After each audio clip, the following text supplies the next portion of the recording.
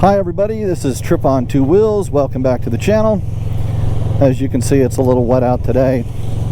I don't really care for riding in the rain, but it started raining after I got away from home, and it's, if you can see up there, but it's kind of a sunny day, partly cloudy, mixed showers, and I kind of got caught in a little sporadic shower, I guess you'd call it. So I need your help on an important decision that I'm about to make, one that's going to affect this channel and one that will affect you, the viewer, and the subscriber, and obviously it will affect me as well. But I have an opportunity and I want to hear what you all think about it. So I would really be delighted if you would put your opinions and your comments down below in the comment section after you watch this video. In a nutshell, I have got the opportunity to buy a 2009 Harley Fat Bob from a very good friend of mine. The bike is very low mileage. It's been taken very good care of, meticulous. It doesn't have a scratch on it. Really good looking bike.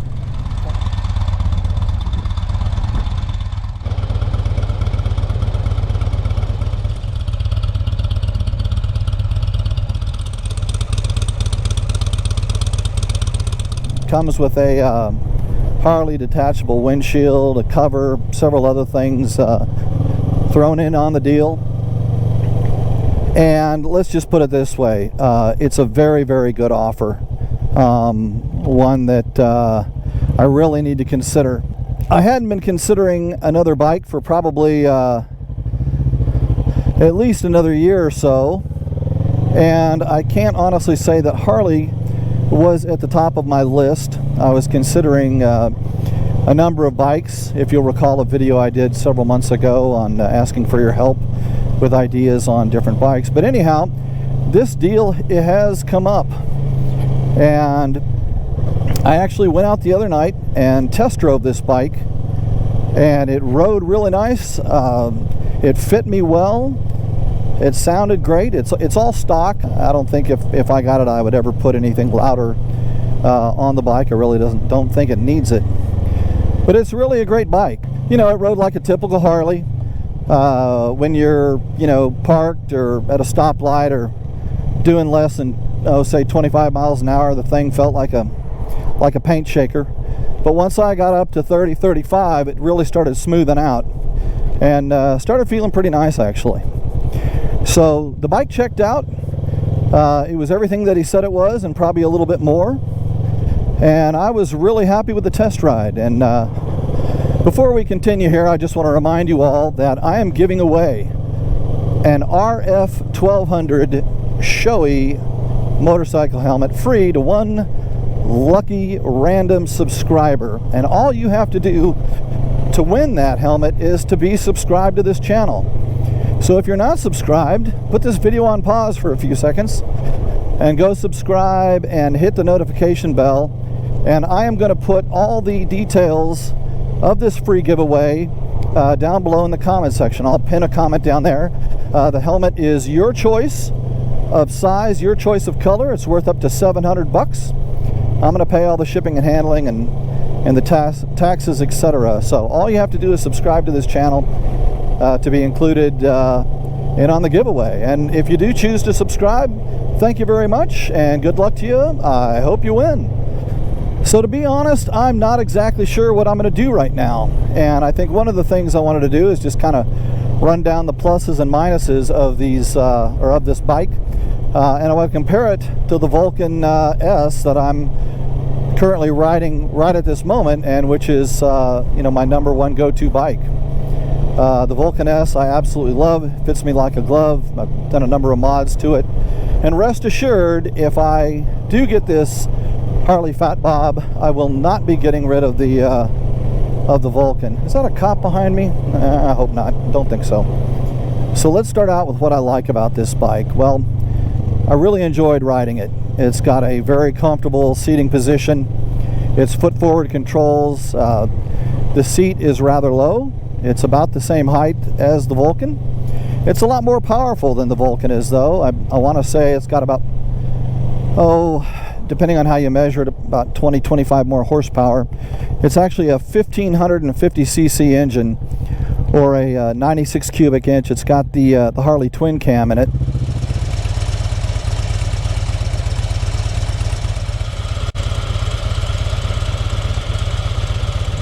The Fat Bob ought to make a better distance bike than the Vulcan S, although I'm not too sure with that with all the mods I've put on this bike. But it's a heavier bike by about, well, book says 200 pounds, but with all I've put on the Vulcan, it's probably about 150 pounds more. The wheelbase is about 2 inches longer, so it's going to be a little bit more stable. It's got those big chunky tires and big chunky forks, so it's going to really do well in the turns. It's got that 130 wide tire in the front and 180 in the back, which is considerably wider than the Vulcan. So I'm going to have a bigger contact patch. It's got twin discs up front, and as far as Harleys go, it's got pretty good brakes. I don't think the brakes will be as good as the Vulcan S. This bike has tremendous brakes, but I think as far as a middleweight cruiser in the Harley line, it's probably going to have some of the best brakes that Harley has to offer on any other bikes of that size.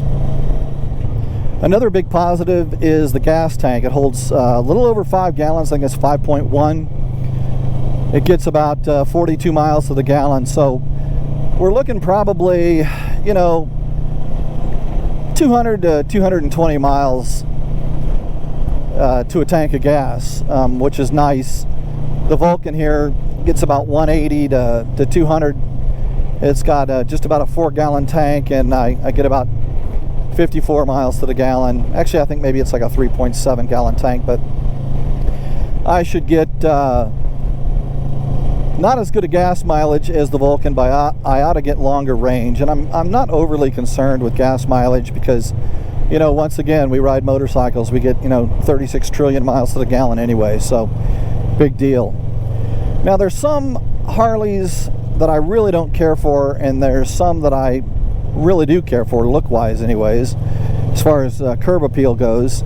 And the Fat Bob is one of the ones I do care for. I like the design. I like that it's kind of low-slung. It's also got those twin headlights up front, which is the only Harley to have them, and it really looks. I think it looks cool. It definitely lets you know that it's a Fat Bob coming down the road. The Fat Boys don't have them. There's no other Harley that does, so it's kind of unique, kind of cool in my book. Now, I'd mentioned that the bike was pretty much all stock, which it is. The only couple of options that it's got is it has a detachable windshield with it, which I really like. That's a plus, obviously, as far as the deal goes. But the color is pearl black. It's black with like some metal flake in it, and it really looks cool. It was actually an upgrade when the bike came out.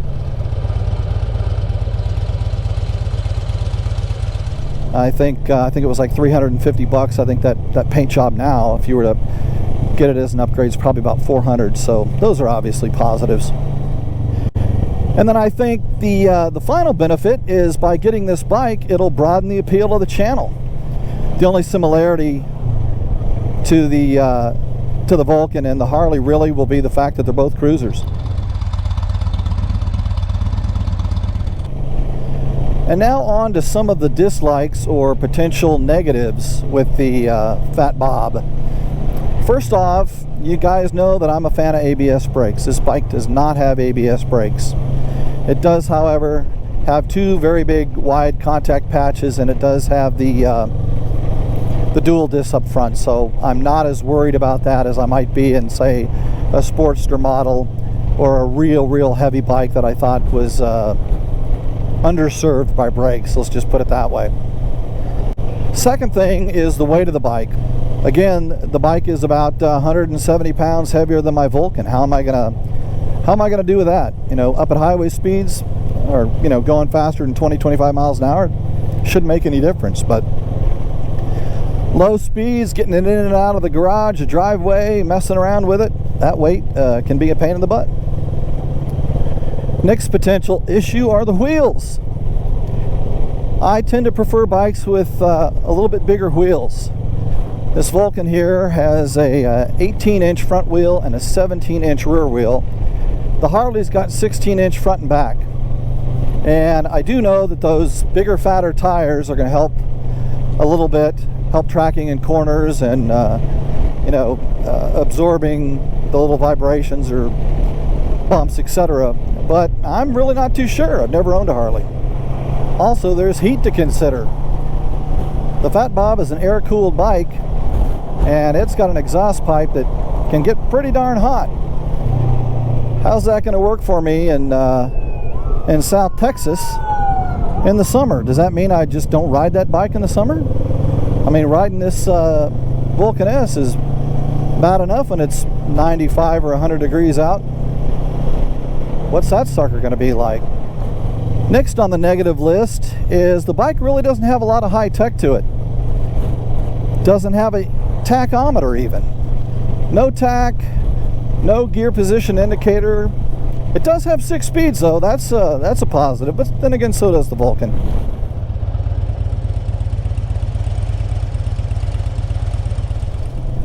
It doesn't have a a little button that you can push and find out your range and your temperature and how many RPMs you're doing and blah blah blah, this and that. It doesn't have 10 different data points like some motorcycles do. So it's very simple technology. It doesn't have a lot of bells and whistles, and most of them I can do without.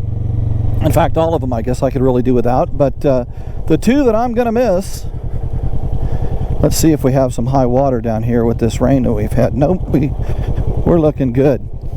The two that I am going to miss are the fact that, assuming I get the bike, are going to be the lack of a tachometer and the gear position indicator. How about that for missing a shift? A little embarrassing on video, but hey, what the heck. So in a nutshell, if I am leaning towards getting the Fat Bob, it's basically for 2 or 3 reasons. First off, I really think it'll broaden out the channel, brings another bike onto the scene, a whole nother world or opportunity for different videos and how-tos. Secondly, it really is priced very well. It's one of those deals you can't refuse. And then thirdly, hey, it's a chance to own a Harley. I'm not saying I'm going to love it. I'm not going to say I'm not, but it'll be quite the experience, and you never know. I just may absolutely love the bike. So folks, please do me a big favor. Help me out with this decision. Like I said, I'm kind of leaning towards getting the bike, but I honestly don't know what I'm going to do yet. I'd really like your opinion.